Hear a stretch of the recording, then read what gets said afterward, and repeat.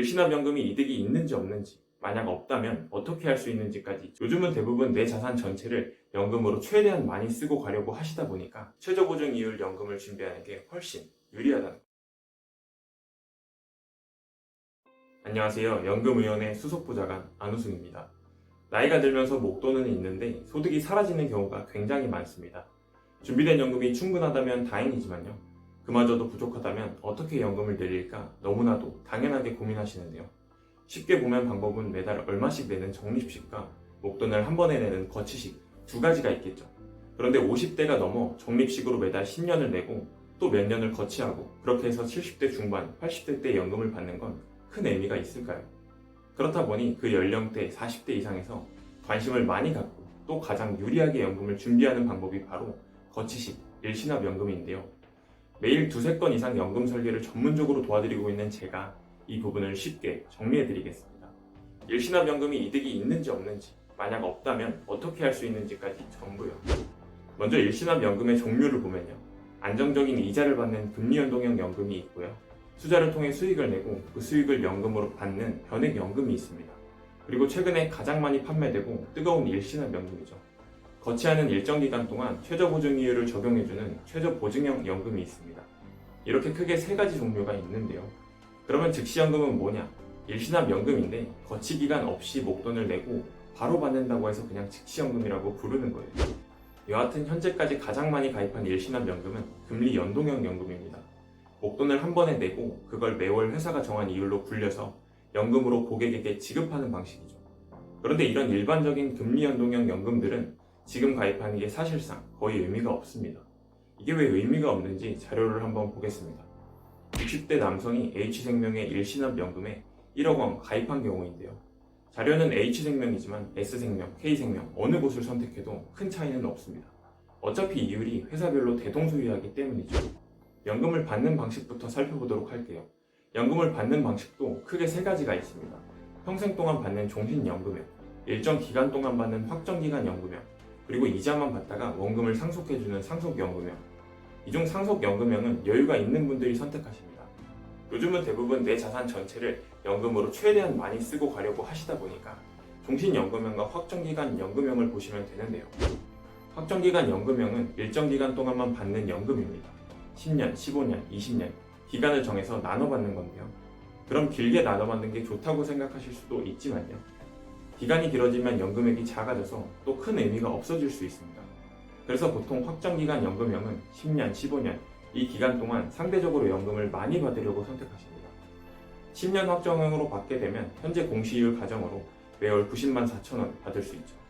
매월 약 90만 원씩 1년이면 1,080만 원, 10년간 받게 되면 1억 848만 원입니다. 1억을 내고 10년간 받은 돈이 원금 1억에 이자 848만 원인 건데요.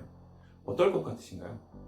실제 848만 원은 은행 금리로 환산했을 때 1%가 나오는데요. 1% 통장에 1억을 넣고 매달 90만 원씩 뺏어 쓴 셈인 거죠. 결국은 뭐냐면요. 이 확정기간 연금형은 은행에 목돈을 넣고 매달 꺼내 쓰는 것과 크게 차이가 없다는 겁니다. 그런데 여기 보니까 공시이율 2.6%라고 적혀 있는데 어떻게 1%밖에 안 나옵니까? 이렇게 얘기하시는 분들이 계시죠.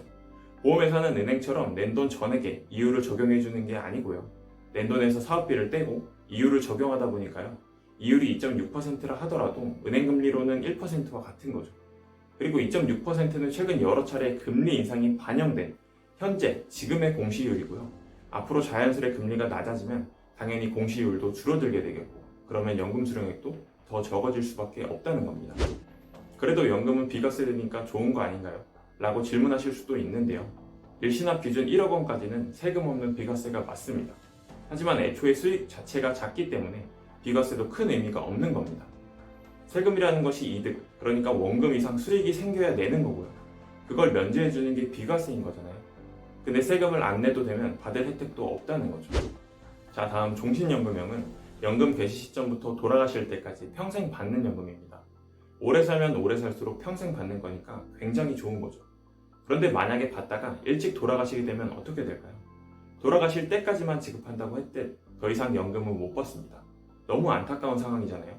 그래서 종신연금형은 평생 받는데 만약 일정 기간 이내에 돌아가신다면요. 그 기간만큼의 연금액은 보증, 상속인에게 지급해야 하는 조건이 있습니다. 표를 보시면 종신연금형도 10년 보증형, 20년 보증, 30년 나눠져 있죠.